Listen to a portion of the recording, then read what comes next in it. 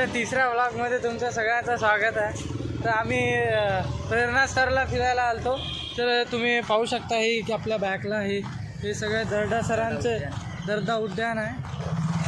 हे इथे सगळे कार्यक्रम होतात इथे प्रेरणास्थळमध्ये. आणि हा भाऊ यवतमाळचा रहिवासी आहे. आम्ही जेव्हा बी इथे पेपर द्यायला येतो तेव्हा इथे नक्की विजिट करतो, कारण की तुम्ही बघसाल इथचा ॲटमॉस्फिअर एकदम जबरदस्त तो पहिले आम्हाला परमिशन घ्यावं लागेल अंदर जमते की नाही व्हिडिओ फुटेज. तर थोडा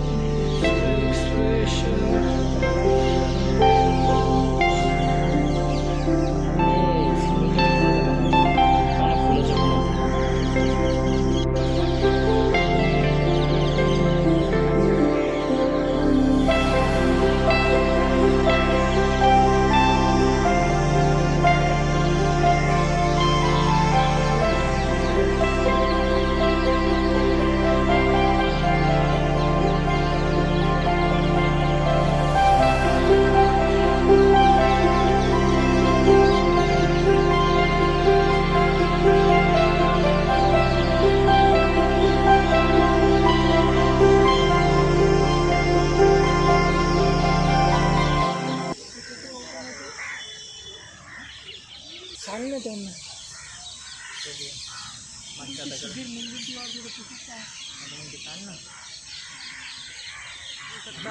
इथल्या फेमस तुम्ही बघ इथल्या म्हणजे आपल्या भारतातीलच फेमस लोकांनी इथे वृक्षारोपण केलेलं आहे. तुम्ही बघू शकता. हे पहा, तुम्ही बघू शकता हा झाड त्यांच्या हस्ते इथे रोपण झालेलं आहे. तसाच राहुल देशपांडे आपले आंतरराष्ट्रीय खातीय शास्त्रीय गायक त्यांच्या हाताने हा झाडचा वृक्षारोपण झालेला आहे. इथं बघू शकता की बसायला खुर्ची वगैरे असे खूप सारे लोकांनी खूप साऱ्या दिग्गज व्यक्तींनी इथे आपल्या हाताने एक वृक्षारोपण केलेलं आहे. तुम्ही बघितलेच असाल. आणि हा पा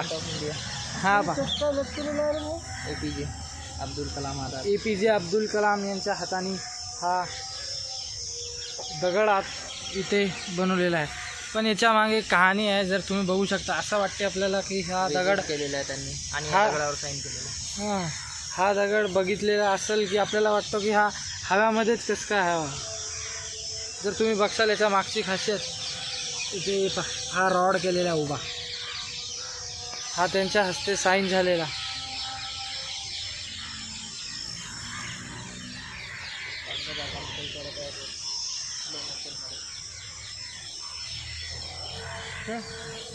पकडलं ना. खूप जबरदस्त वातावरण आहे. जर तुम्ही एकदा यवतमाळला येसाल कधी बी नक्की, तर हा एरिया नक्की विजिट करा. हा बघा, हे बघा एवढे मोठे झाडं. आणि हा बसायसाठी तुम्हाला दाखवलंच मी नाही, ते बसायला व्यवस्था आहे. हे माझे भाऊ बसले आहे, जरा थकले आहे. पैदलच येत होतो आम्ही. श्री रविशंकरजी बघू शकता.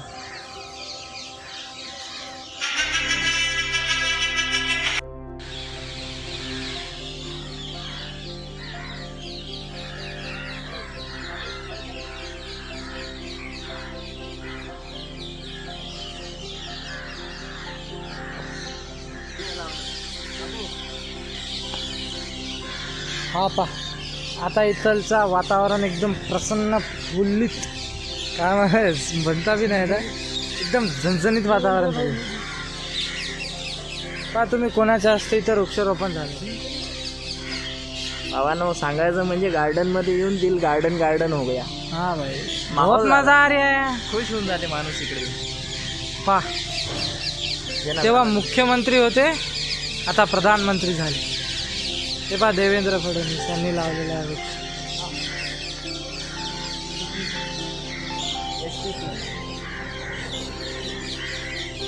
प्रतिभाताई पाटील.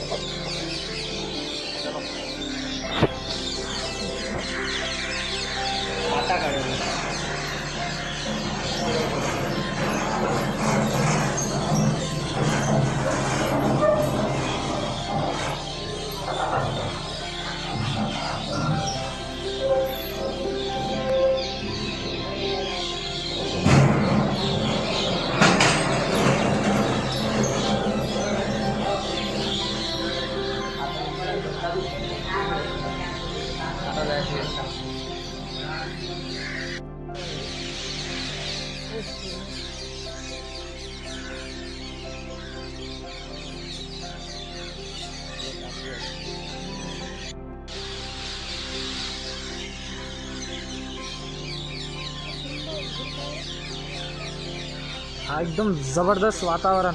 आणि हा तिथे तुम्ही बघितलं असता मागच्या फुटेजमध्ये, तिथे आपले जवाहरलाल दादा सर यांनी फोटो काढलेले आहे. आणि इथून जर तुम्ही असा पाहसाल, पण इकडं सेंटरमध्ये सेंटर स्टॅच्यू आहे, तो स्टॅच्यू आहे. पण इथं बंदी केलेली आहे की अंदर जाण्यास आपणास प्रवेश नाही. बघू शकता एकदम मजे. हा बघा, हा जवाहरलाल दादा सरांच्या मिसेस इथे यांचा आहे.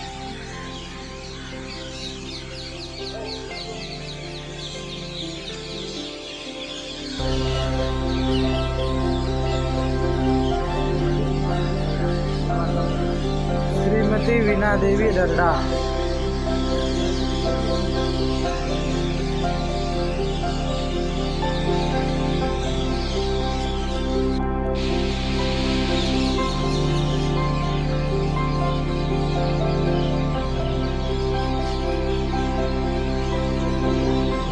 मित्रांनो, तुम्ही बघू शकता आजच्या या इंटरनेटच्या युगामध्ये पक्ष्यांचे कुठे नामोनिशाण नाही. तिथे पक्ष्यांची किलकिलाट आहे.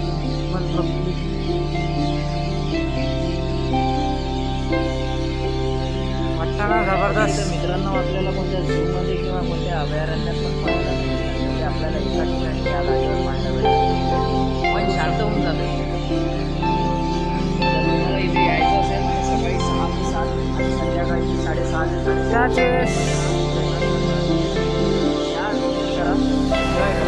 त्याच वेळेस तुम्हाला पक्ष्यांची किवकिवाट चिवचिवाट ऐकू येणार अथवा तुम्हाला बघण्यात भेटणार. तुम्हाला दुरून एक फुटेज